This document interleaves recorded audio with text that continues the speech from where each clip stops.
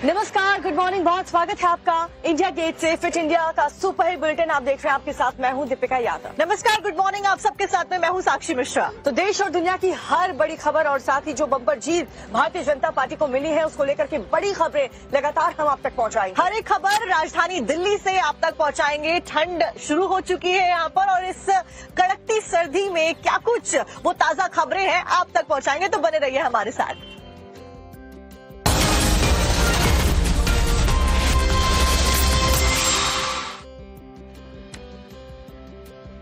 और fit India में सबसे पहले बात करेंगे महाराष्ट्र से जुड़ी हुई खबर की। महाराष्ट्र में बीजेपी को बम्पर जीत मिली है। ऐसे में देवेंद्र फडणवीस को यहां पर कहा जा रहा है कि जीत दिलाने में एक बड़ा हाथ उनका रहा है। बतौर अध्यक्ष बीजेपी को महाराष्ट्र में बड़ा भाई उन्होंने बनाया। मौके की नजाकत समझ उप मुख्यमंत्री पद भी उनके द्वारा संभाला गया। अब सवाल ये उठ रहा है कि इस बार इतनी बड़ी जीत के बाद देवेंद्र फडणवीस को मिलेगा क्या, क्योंकि उन्होंने जब पिछले चुनाव में इस्तीफा दिया था उसके बाद मुख्यमंत्री पद से इस्तीफा देने के बाद उन्होंने कहा था कि मैं लौट कर आऊंगा और इस बार देवेंद्र फडणवीस समुद्र की तरह लौट कर आएंगे। तो ऐसे में सवाल यही है कि उन्हें इस बार कौन सी बड़ी जिम्मेदारी मिलेगी। इस पर एक खास रिपोर्ट आपको दिखाते हैं।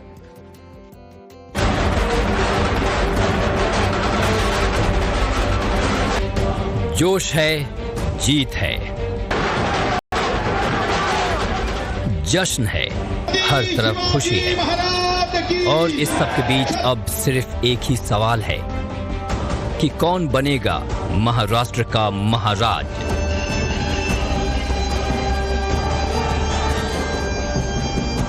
सवाल इसलिए भी क्योंकि देवेंद्र फडणवीस को मुख्यमंत्री बनाने का शोर सुनाई देने लगा है। मुख्यमंत्री बनेंगे?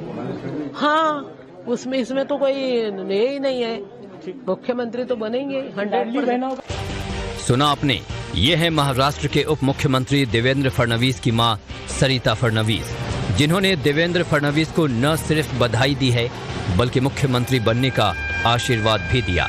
अब एक संकेत देखिए जो देवेंद्र फडणवीस ने दिए हैं पार्टी की जीत के बाद अपने पोस्ट के जरिए। आज की असली उड़ान अभी बाकी है, इरादों का इम्तिहान अभी बाकी है। अरे अभी तो नापी है मुट्ठी भर जमीन में, अभी पूरा आसमान बाकी है। बाज की असली उड़ान बाकी है। अपने पोस्ट के साथ फडणवीस ने जो वीडियो पोस्ट किया है उसमें कई संकेत छुपे हैं। 2019 में फडणवीस ने अपनी तुलना समंदर से की थी और वापस आने की बात भी कही थी। अब उन्होंने उड़ान की बात कही है, तो क्या इसका मतलब मुख्यमंत्री पद से है? जब ये सवाल खुद फडणवीस से पूछा गया तो सुनिए उन्होंने क्या जवाब दिया। आप घुमा घुमा के कितना भी पूछोगे तो भी मैं मंजा हुआ खिलाड़ी हूँ। मैं कोई पहली बार बैटिंग करने आया नहीं हूँ, इसलिए तीनों पार्टी के नेता मिलकर तय करेंगे और जिसको वो मुख्यमंत्री बनाएंगे उसको हम वर्षा में बिठाएंगे। फडणवीस ने मुख्यमंत्री से जुड़े सवाल को ठुकराया, साथ ही खुद को राजनीति का मंजा हुआ खिलाड़ी बताया। ऐसे में साफ है कि फडणवीस ने अपने पोस्ट यूं ही तो किए नहीं, वो भी वीडियो डालकर। घर मत फंसा देना, मैं समंदर हूँ, लौट कर वापस आऊंगा। बता दें कि महाराष्ट्र में 230 सीटों के साथ महायुति की बम्पर जीत हुई है। इसमें अकेले बीजेपी को 132 सीटें मिली हैं। मतलब ये कि बीजेपी महाराष्ट्र की सत्ता के जादुई आंकड़े से महज 12 सीट पीछे है और अब सीएम को लेकर मीटिंग्स का दौर शुरू होने जा रहा है। आज सुबह 11 बजे देवगिरी बंगले पर एनसीपी विधायक दल की बैठक होने जा रही है, जिसमें अजित पवार को सर्वसम्मति से पार्टी के विधायक दल का नेता चुना जाएगा। मुंबई के ताज होटल में दोपहर 12 बजे शिवसेना की बैठक होने जा रही है। शिवसेना की बैठक में मुख्यमंत्री एकनाथ शिंदे खुद भी मौजूद रहेंगे। उम्मीद है कि बीजेपी भी अपने विधायकों के साथ बैठक कर सकती है और जल्द ही इस गुत्थी को भी सुलझा लिया जाएगा कि आखिर महाराष्ट्र का अगला मुख्यमंत्री कौन होगा।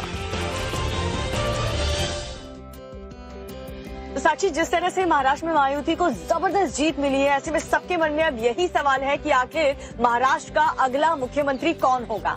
ऐसे में टाइम्स नाउ नव भारत की टाइम्स ग्रुप की group editor in chief Navika Kumar ने खुद देवेंद्र फडणवीस से ही सवाल कर लिया। तो सुनिए देवेंद्र फडणवीस ने क्या कुछ जवाब दिया। सबसे पहले मेरा सवाल है कि क्या आप मुख्यमंत्री की रेस में कंटेंडर हैं? जी नहीं। यानी कि आप मुख्यमंत्री बनने के लिए खेल ही नहीं रहे ये गेम? मैंने आपको रैपिड उत्तर दिया है। अच्छा, तो फिर कौन है मुख्यमंत्री का फेस? कौन है मुख्यमंत्री का फेस? हम तीनों मिलकर जिसको तय करेंगे, 3 पार्टियां मिलकर जिसको तय करेंगी वो हमारा फेस होगा। आप भाग रहे हैं सवाल से। बड़ा सिंपल सा स्ट्रेट फॉरवर्ड सवाल है। मैं देवेंद्र फडणवीस जी को पूछ रही हूं, आप किसको प्रेफर करेंगे? ये आपका जो सवाल है ना, ये जलेबी जैसा स्ट्रेट फॉरवर्ड सवाल है। जलेबी जैसा स्ट्रेट है ये। आजकल बीजेपी को जलेबियां बहुत पसंद आने लगी। जब से राहुल गांधी ने जलेबी को पॉपुलर किया है, आपको जलेबियां बहुत पसंद आने लगी हैं। लेकिन मैंने तो देवेंद्र फडणवीस से सीधा सवाल पूछा। देवेंद्र फडणवीस क्या जवाब देंगे, शिंदे या अजित पवार? सीधा जवाब है शिंदे और अजित पवार दोनों। भाग रहे हैं। सीएम तो एक ही हो सकता है, 2 सीएम तो हो नहीं सकते। मैंने तो आपको पहले बता दिया कि सीएम का फैसला तो बाद में होने वाला है। तो मैं कोई इतना कच्चा खिलाड़ी तो नहीं हूं कि आप मुझे फंसाएंगे और मैं फंस जाऊंगा। अच्छा, तो ये फंसाने वाला सवाल, कम से कम आपने इतना तो एडमिट कर दिया कि आप फंसने वाले नहीं हैं।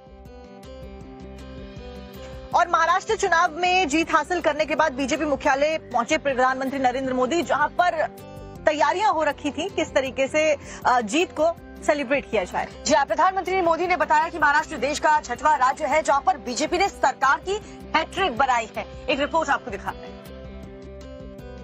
महाराष्ट्र के इस चुनाव ने इंडी वालों का या गाड़ी वालों का 2 मुहा चेहरा भी देश के सामने खोल करके रख दिया है।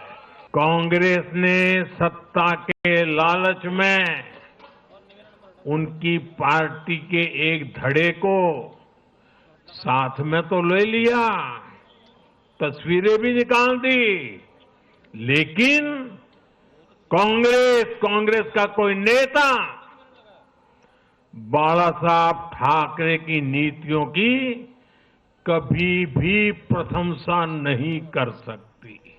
कांग्रेस के नेतृत्व ने लगातार पूरे देश में वीर सावरकर का अपमान किया है, उन्हें गालियां दी है। महाराष्ट्र में वोट पाने के लिए इन लोगों ने टेम्पररी वीर सावरकर जी को जरा टेम्पररी गाली देना उन्होंने बंद किया है। और यही इनका 2 मुहापन है। एक है तो सेब है के भाव ने जाति, धर्म, भाषा और क्षेत्र के नाम पर लड़ाने वालों को सबक सिखाया है, सजा की है।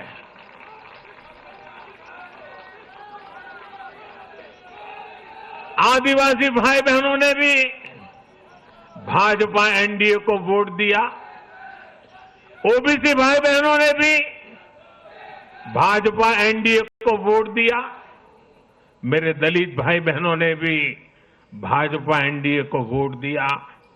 समाज के हर वर्ग ने भाजपा एनडीए को वोट दिया।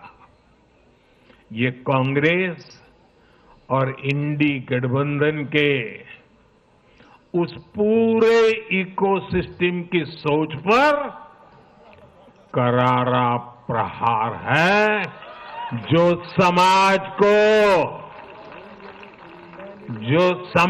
को बांटने का एजेंडा चला रहे थे। इस वक्त एक बड़ी खबर आपको बताने जा रहे हैं, जहां पर एक बार फिर से शाही जामा मस्जिद पर सर्वे होने वाला है। आपको बता दें कि कोर्ट के आदेश पर मंगलवार यानी कि 19 नवंबर को शाही जामा मस्जिद का सर्वे हुआ था। अब एक बार फिर से 24 नवंबर को यानी कि आज सर्वे कराई जाने की बात कही जा रही है। हिंदू पक्ष ने वहां पर मंदिर होने का दावा किया था। थोड़ी देर में मस्जिद का सर्वे शुरू होगा और उसके बाद क्या कुछ होता है ये देखना महत्वपूर्ण होगा। इस सर्वे के बाद क्या कुछ जानकारी मिलती है। सर्वे से पहले बेहद कड़ी सुरक्षा व्यवस्था फिलहाल मस्जिद के आसपास में देखी जा सकती है।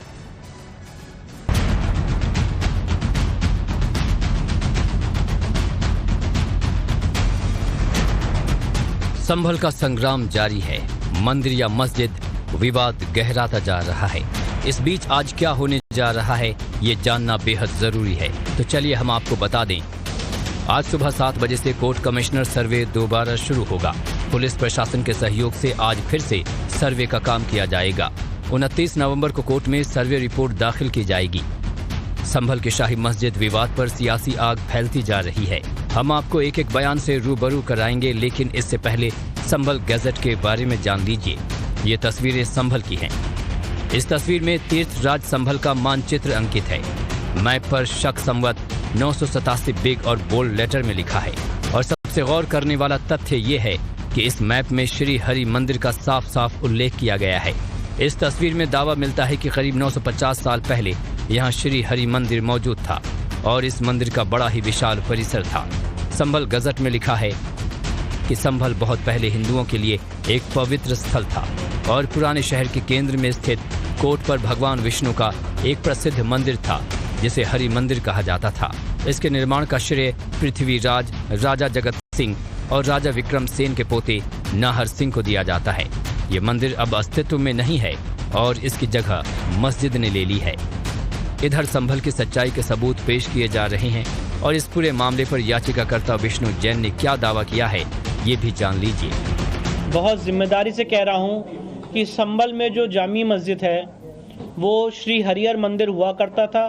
पृथ्वीराज चौहान के समय ये मंदिर का निर्माण किया गया था और ये भविष्यवाणी की गई थी कि संभल में इसी जगह पे जो दशम अवतार है, कल्कि अवतार के रूप में यहाँ पे प्रकट होंगे, यहाँ पे जन्म लेंगे। इस माध्यम से वहाँ पे मंदिर बनाया गया था। दूसरी ओर धर्मनिरपेक्षता की दुहाई दी जा रही है, लेकिन अब तक मस्जिद को लेकर कोई ठोस सबूत नहीं पेश किए गए हैं। बता दें कि यह मामला कोर्ट में है, जिस पर 29 नवंबर को सुनवाई होनी है, जिसमें मुस्लिम पक्ष कोर्ट में अपना जवाब दाखिल करेगा।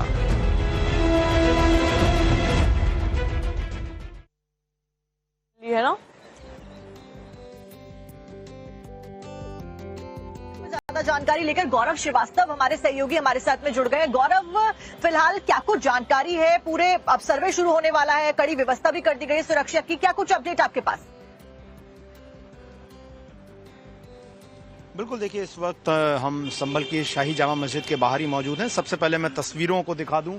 यहाँ पर आप देखिए तो धीमे धीमे जो पुलिस डिप्लॉयमेंट है उसको बढ़ाया जा रहा है और आप देखें बड़ी संख्या में जो सुरक्षा बल हैं वो अपने प्रोटेक्शन गियर्स के साथ जो है यहाँ पर आपको नजर आ रहे होंगे। सीढ़ियों पर भी आपको फोर्स यहाँ पर नजर आ रही होगी। तो कुल मिलाकर जो शाही ईदगाह मस्जिद के जो मैनेजमेंट के लोग हैं वो भी यहाँ पर मौजूद हैं और जो जानकारी मिली है उसके मुताबिक कोर्ट कमिश्नर रमेश सिंह राघव की तरफ से जो पत्र जारी किया गया उसके मुताबिक सुबह 7 से लेकर 11 बजे तक जो है ये कोर्ट कमिश्नर का सर्वे होना है। और उस लेटर में ये भी लिखा हुआ है कि जो पिछली बार सर्वे हुआ था वो शाम को 1.5 घंटे का ही हो पाया था और पर्याप्त रोशनी न होने की वजह से जो है कुछ एक हिस्से की ही फोटोग्राफी और वीडियोग्राफी हो पाई थी। तो जो कोर्ट कमिश्नर का सर्वे है बेसिकली उसमें जो है किसी सिविल सूट के दावे में जो है वो फोटोग्राफी और वीडियोग्राफी के जरिए कोर्ट द्वारा नियुक्त किए हुए कोर्ट कमिश्नर जो है वो साक्ष्य इकट्ठा करते हैं दूसरे पक्ष के दावे पे, यानी कि जो याचिका दाखिल करता है। जो इस मामले में कोर्ट कमिश्नर है रमेश सिंह राघव, उनकी तरफ से जो जानकारी जो आधिकारिक तौर पर मौजूद है उसमें यही है कि पिछली बार 19 तारीख को सिर्फ 1.5 घंटे का ही सर्वे हो पाया था, फोटोग्राफी वीडियोग्राफी हुई थी और ऐसे में आज जो है दिन की उजाले में जो है ये कोर्ट कमिश्नर का सर्वे जो है वो किया जाएगा और इस दिन के उजाले में ये पता करने की कोशिश की जाएगी कि और क्या साक्ष्य किए जा सकते हैं। हम लेते रहेंगे। फिलहाल आपका बहुत बहुत शुक्रिया इस जानकारी के लिए।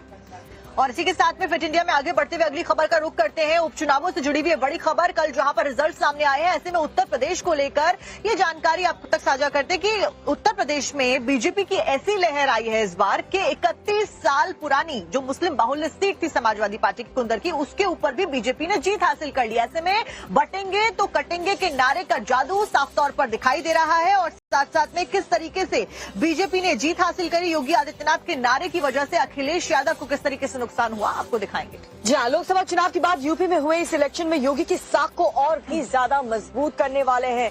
कैसे बीजेपी को उपचुनाव में मिली जीत का बहुत बड़ा फायदा मिलने वाला है, इस रिपोर्ट को देखिए। योगी आदित्यनाथ ने यूपी के चुनाव में अपनी ताकत दिखा दी। न वोट बंटने दिए, न समर्थक घटने दिए। अखिलेश यादव के लोकसभा रिजल्ट का जोश ठंडा कर दिया 9 सीटों के चुनाव ने। ये आंकड़े प्रमाण हैं यूपी में योगी आदित्यनाथ की धमाकेदार जीत के। ये कैलकुलेशन बता रहा है कि यूपी में योगी आदित्यनाथ का बम्पर जादू चला है। ये मुहर है इस बात पर कि योगी ने समाजवादियों के हर नैरेटिव को बड़ी समझदारी के साथ छिन्न भिन्न कर दिया। यूपी के उपचुनाव में 6 सीटों पर बीजेपी और 1 सीट पर आरएलडी की जीत के बाद हर तरफ जश्न का माहौल है। 7-2 की स्कोर लाइन के बाद कार्यकर्ता झूम रहे हैं, योगी योगी के नारे लगा रहे हैं। कटेहरी में कमल खिला दिया, करहल में भी कमल खिलाएंगे। आज नहीं खिल पाया, कोई बात नहीं, लेकिन आगे 27 में वहां पर भी कमल खिलाएंगे। यह विजय साधारण विजय नहीं, यह ऐतिहासिक विजय है। ये 27 का सेमीफाइनल कल कहने वाले आज चारों खाने चित्त हो गए। फर्जी पीडीए परिवार डेवलपमेंट एजेंसी चलाने वाली समाजवादी पार्टी का सुपड़ा साफ हो चुका है। योगी आदित्यनाथ ने हिंदुत्व की पिच पर स्ट्रैटेजी बनाई थी और इसका असर यूपी की लगभग हर सीट पर हुआ। बटेंगे तो कटेंगे वाले फॉर्मूले के जरिए अखिलेश यादव के पीडीए को पूरी तरह फेल कर दिया। मुस्लिम बहुल सीटों पर भी समाजवादी पार्टी को हराकर बता दिया कि तुष्टीकरण हर बार काम नहीं आएगी। और इस बीच एक बड़ी खबर आपको बताने जा रहे हैं। शीतकालीन सत्र से पहले बड़ी बैठक बुलाई गई है। सरकार ने भी सर्वदलीय बैठक बुलाई है। संसदीय एनएक्सी में सुबह 11 बजे ये मीटिंग होने वाली।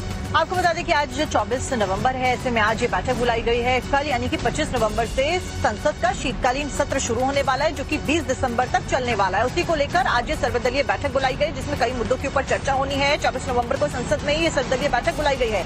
इसी में सरकार और विपक्षी रणनीति के पत्ते खुलेंगे। साथ ही साथ संसद में चर्चा के विभिन्न विषयों का जिक्र भी होगा।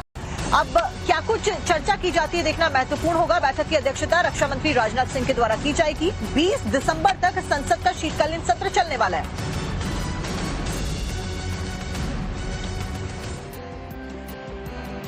दूसरी तरफ झारखंड से खबर सामने आ रही है, जहां पर कांग्रेस के विधायकों की एक बड़ी बैठक आज बुलाई गई। आपको बता दें कि 10 बजे कांग्रेस के विधायकों की झारखंड में मीटिंग होने वाली है। ऐसे में क्या कुछ इस बैठक में होता है देखना महत्वपूर्ण होगा। कांग्रेस की बैठक के बाद में इंडी गठबंधन की भी एक महत्वपूर्ण मीटिंग आज होने वाली है। जाइए बड़ी खबर आपको बताने वाले हैं। इंडी गठबंधन की बैठक में सरकार गठन पर फैसला होगा। हेमंत सोरेन के आवास पर गठबंधन के एमएलए की बैठक आज सुबह 11 बजे इंडी गठबंधन की ये अहम मीटिंग होने वाली है। तो देखिए झारखंड में जीत के बाद में ये बैठक कई मायनों में अहम हो जाती है। आज सुबह 11 बजे इंडी गठबंधन की बैठक है। तो इंडी गठबंधन की बैठक से पहले कांग्रेस ने भी अपने विधायकों के साथ में रांची में आज सुबह ही बैठक बुलाई, यानी कि अब से कुछ ही देर के बाद में इंडी गठबंधन की बैठक में सरकार गठन के ऊपर फैसला यहां पर लिया जाएगा। आज सोरेन सरकार के द्वारा दावा भी सरकार बनाने का एक बार फिर से पेश किया जाएगा। रांची में आज झारखंड कांग्रेस के विधायकों की बैठक।